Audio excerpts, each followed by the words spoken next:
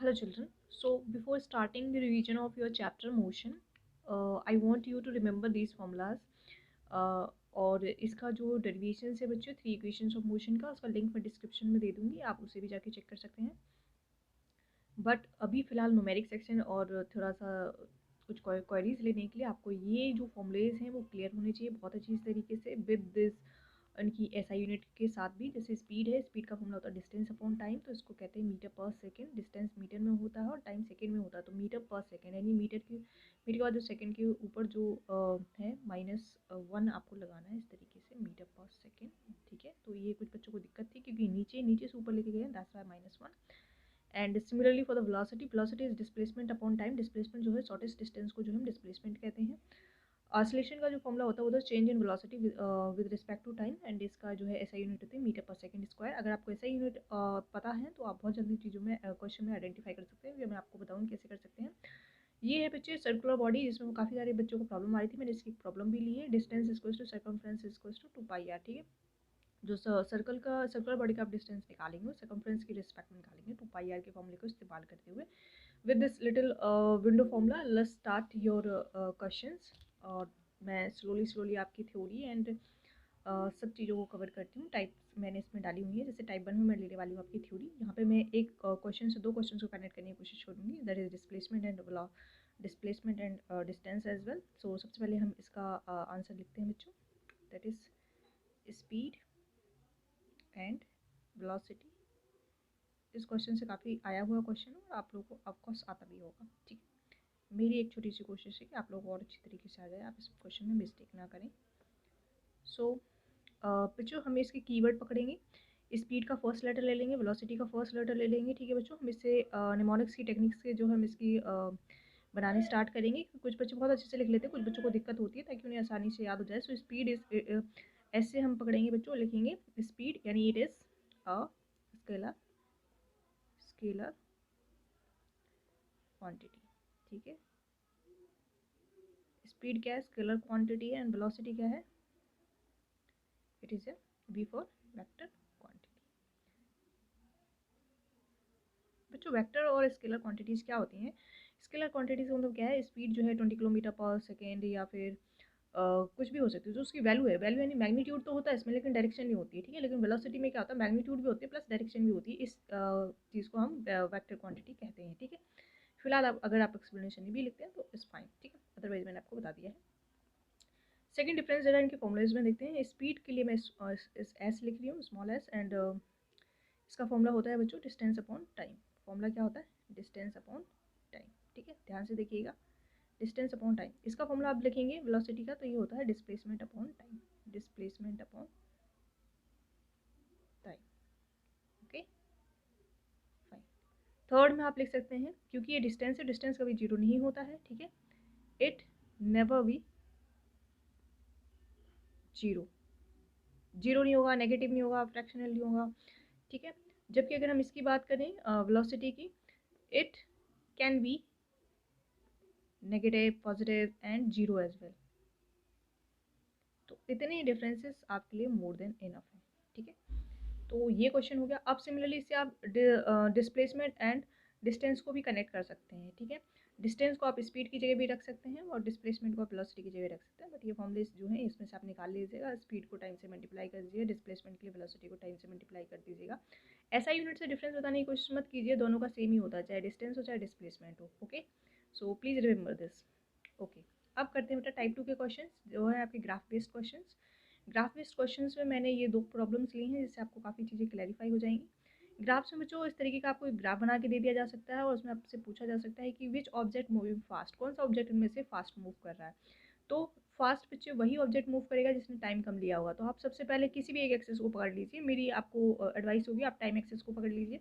Time axis को अगर आप यहाँ पे देखें तो एक ये जो ए का बॉडी है, इसको टाइम एक्सेस से कनेक्ट करने की कोशिश कीजिए और आप देखिए इन्होंने 1 और 2 जो है सेकंड के बीच में जो है टाइम लिया, यानी सबसे कम टाइम ए बॉडी ने लिया है। बी का देखेंगे तो बी ने यहाँ पे 3 सेकंड्स लिए हैं और सी का देखोगे तो 3.5 सेकंड्स लिए हैं। ठीक है, तो जितना ज़्यादा टाइम जितने लिया वो उतना ज़्यादा स्लो है। तो यहाँ पे सबसे फास्ट कौन चल रहा है बच्चे, ए चल रहा है। इस एक्सेस को बेटा यहाँ देखो, जितना कम होगा उतना फास्ट होगा। ठीक है, तो ए जो है वो यहाँ पे सबसे फास्ट मूव कर रहा है और सी जो है वो सबसे स्लो मूव कर रहा है। फाइन, इस तरीके की प्रॉब्लम्स आपको समझ में आ गई होंगी, बहुत ही आसान होती हैं। अब बात करते हैं predict the nature of the graph. आपके सामने कोई भी ग्राफ हो सकता है, आपको उसका नेचर प्रिडिक्ट करना हो सकता है, या सिंपल से आपसे क्वेश्चन पूछा जा सकता है कि आप कमेंट कीजिए यूनिफॉर्म ऑसिलेशन में, नॉन यूनिफॉर्म ऑसिलेशन में, तो भी आप वहाँ पे अभी ग्राफ बना सकते हैं। ओके, जैसे कि मैंने आपसे कहा था फॉर्मूलेज आप याद कीजिएगा, आपको काफ़ी काम आएंगे। तो यहाँ पे फिर से मैं फॉर्मूलेज आपको दिखाऊंगी।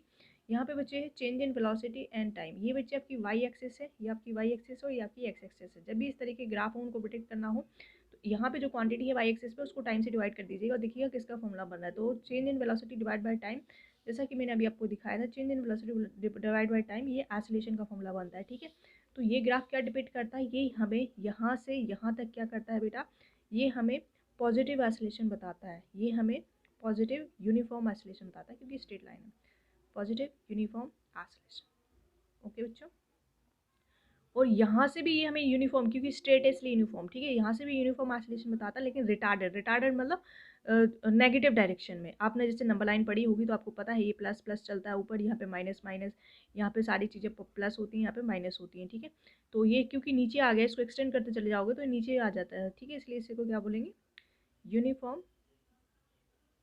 डी एसलेशन, डी एसलेशन या रिटार्डेड एसलेशन। रिटार्डेड मतलब जो, जैसे अपन साइकिल में ब्रेक लगाते हैं ना तो घिसते हुए रुकती है, ठीक है, तो वो क्या होता है, डी एसलेशन होता है, रिटार्डेड एसलेशन होता है। ओके, सो इस तरीके से बच्चे आपने इस ग्राफ को जो है प्रोटेक्ट कर लिया है। ये जो है इतनी बात हमने इस बात के लिए लिखी है, यूनिफॉर्म डी एसलेशन। ओके, अब इस वाले ग्राफ को अगर आप देखिएगा, इसमें है change in velocity upon time, यानी ये भी एसलेशन है, पर ये कुछ इस तरीके से स्ट्रेट लाइन में नहीं है, तो ये सीधा सीधा आपका नॉन यूनिफॉर्म एसलेशन है, नॉन यूनिफॉर्म ऑसिलेशन। ये हुए बच्चे, अगर ग्राफ दिए गए हैं तो किस तरीके से आप उन्हें प्रेडिक्ट करते हैं। ठीक है, अब आपसे पूछा जा सकता है what is uniform oscillation, what is uniform oscillation. या फिर इस तरीके से कोई भी चीज़ आपसे पूछी जा सकती है, जैसे वेलोसिटी का ग्राफ दे दिया आपसे, या फिर नहीं भी दिया तो आपसे पूछेंगे व्हाट इज यूनिफॉर्म वेलोसिटी या फिर यूनिफॉर्म स्पीड, तो आप उसमें लिखिएगा इक्वल जो है distance travel in equal interval of time is your uniform speed और वेलोसिटी। यूनिफॉर्म ऑसिलेशन के लिए देखिए बच्चे, यहाँ से ही आप इसे लिखेंगे the rate of change of velocity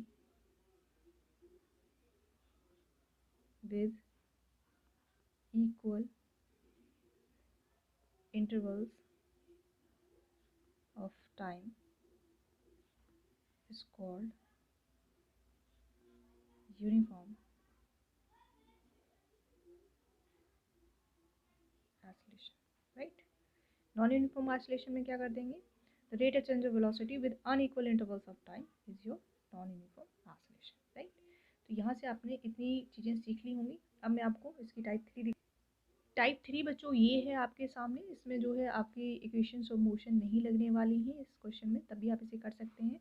ठीक है, इसके लिए मैंने आपको एक सर्कमफ्रेंस का फॉर्मूला बताया था, अगर ये आपको याद रहता है, याद रहना ही चाहिए, तो आपकी काफ़ी ज़्यादा मुश्किलें कम हो सकती हैं।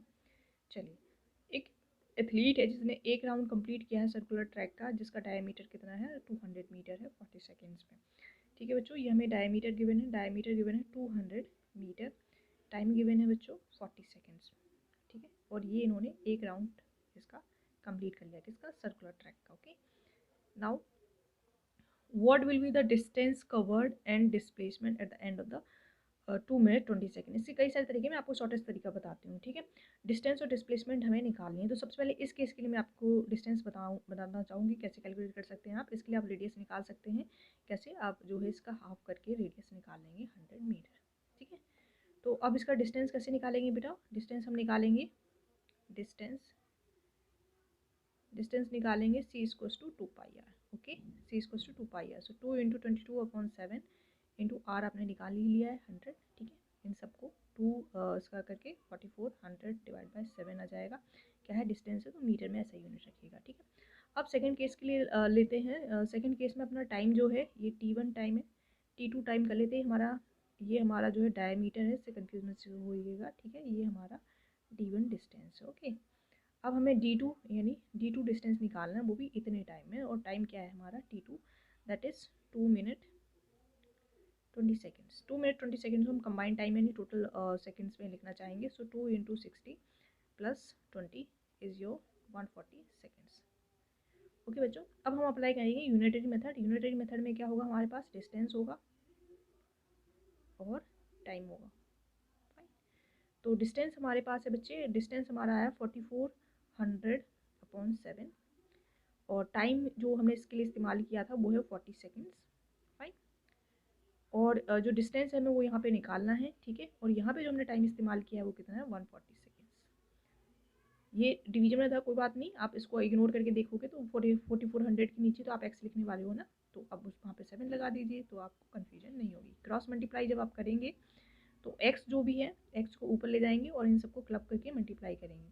सो 4400 divide by 7 multiply by 140 multiply by 40, ये आपका एक्स यहाँ पे आ जाएगा, जीरो से जीरो कैंसिल कर देंगे, ठीक है। 7 1 जा 7, 7 2 जा 14, 2 1 जा 2, 2 2 जा 4 एंड 2 2 जा 2 2 जा 4।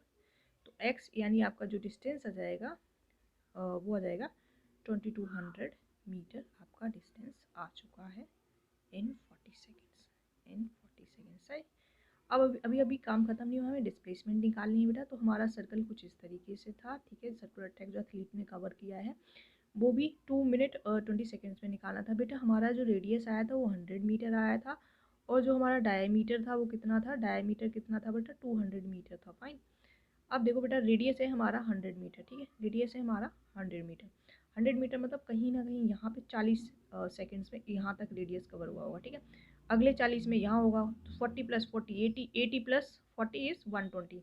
तो 120 सेकेंड्स में जो है वो एथलीट यहाँ से यहाँ आ गया, यानी उसने एक डायमीटर बना दिया है। तो इसका और जो डिस्प्लेसमेंट क्या होती है, शॉर्टेस्ट डिस्टेंस होती है। तो यहाँ से यहाँ तक का शॉर्टेस्ट डिस्टेंस कितना है बेटा, 200 मीटर है, ठीक है।